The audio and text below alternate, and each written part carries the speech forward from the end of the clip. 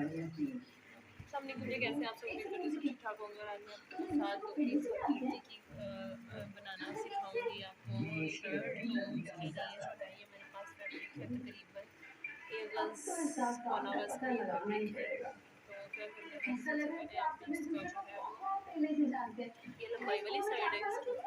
तो आपने क्या करना है कि यहाँ से इसका जो है वो दामन नाप लेना है, ठीक है। तो मेरे पास जो है ये देखिए ये है 13 इंचज़ इसका जो है वो दामन तैयार है, ठीक है। और ये सिलाई का हद रखने के बाद हमने बढ़ा के ये चीज़ें इतनी रखनी है, ठीक है। तो सबसे पहले जो है वो दामन है, लंबाई है, तीरा है, कंधा, चेस्ट, कमर, हिप और चौक, ठीक है जी। आपने ये तकरीबन बढ़ा के, अगर दामन 13 इंच है तो बढ़ा के आपने 14.5 इंच रखना है, हमारा इसमें सिलाई का हद आ जाएगा। 25 इंच लंबाई है तो 26.5 रखनी है। इसके अलावा 13 इंच है तो आपने क्या करना है 11.5, और सिलाई अगर रखेंगे उसका हाथ तो तकरीबन 12 इंच हम उसका तीरा रखेंगे। तो तीरा है, कंधा, चेस्ट, कमर, हिप और चौक, ये मेन चीज़ें हैं हमारी कटिंग की। तो आपने क्या करना है कि इसको जो है वो नज़र में रखना है और अपनी लंबाई वाली अच्छा जी। यहाँ पर हमने जो है ना बच्ची की जो शर्ट कटिंग करने के लिए फैब्रिक ले लिया है, तकरीबन ये 1.5 गज़ का पीस था मेरे पास। तो सबसे पहले आपने इसकी जो है ना रेब निकाल लेनी है, और रेब निकालने के बाद इसके अर्ज़ वाली साइड से ना जो है वो आपने इसके दामन की मेजरमेंट लेनी है।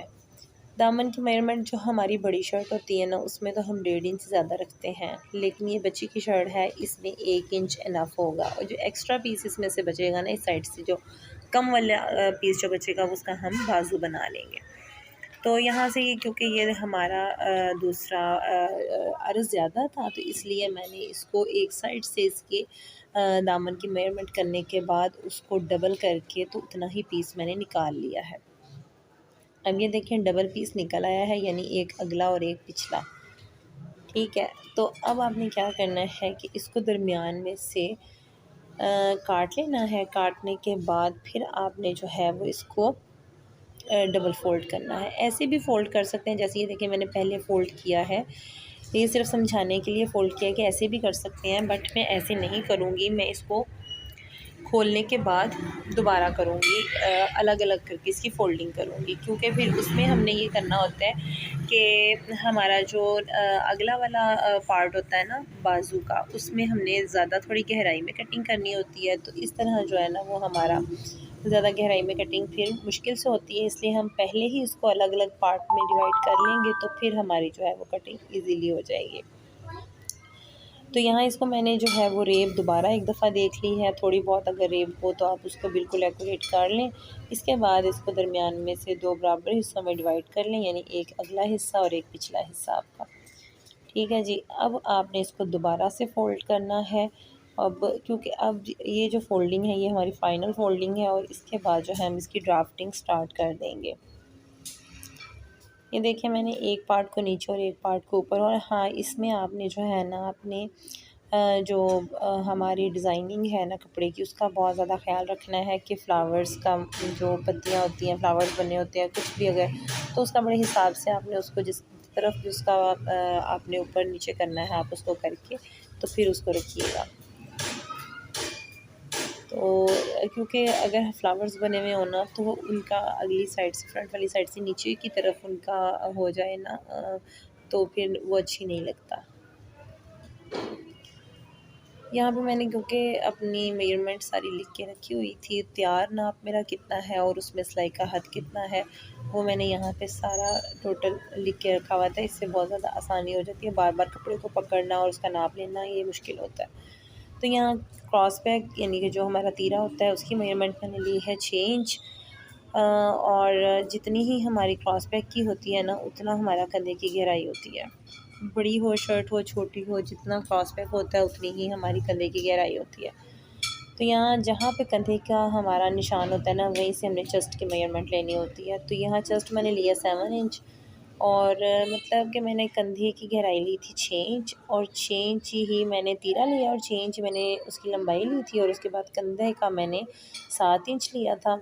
और फिर मैंने क्या किया है कि जो मेरा है ना कंधे की जो मैंने ली थी लंबाई उसका हाफ़ करने के बाद वहाँ से मैंने उसकी गोलाई दी है।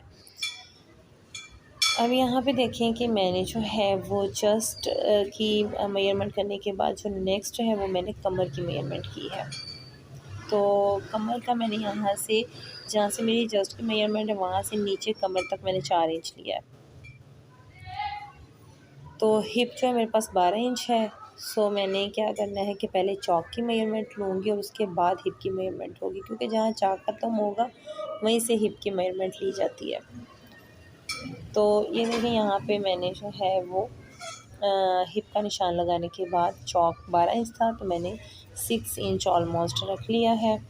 और ये जो मैंने निशान लगाया ना, ये सिलाई का निशान था, और जो मैंने डबल निशान लगाया ना, ये मेरा जो है वो कटिंग करने वाला यहाँ से पार्ट है। अब आपने इसको ड्राफ्टिंग के ऊपर से, जहाँ से कंधे की गहराई है वहाँ से, तो आपने ड्राफ्टिंग के ऊपर से कटिंग करना है।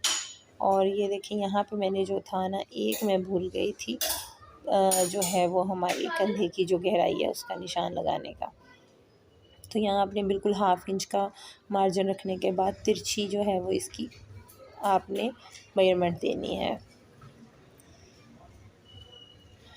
ये देखिए अब मैंने फ्रंट वाला पार्ट इसको उठाया है, जिसके लिए हमने फोल्डिंग अलग अलग की थी। फ्रंट वाले पार्ट को उठा के अगले हिस्से की हमने जो है वो गहराई की कटिंग थोड़ी सी ज़्यादा करनी है।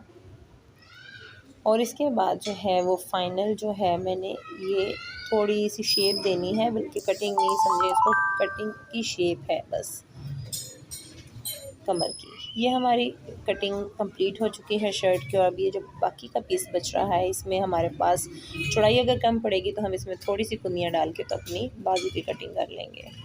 वीडियो पसंद आए तो लाइक शेयर और सब्सक्राइब कीजिएगा। मिलते हैं अगली वीडियो में। अल्लाह हाफ़िज़।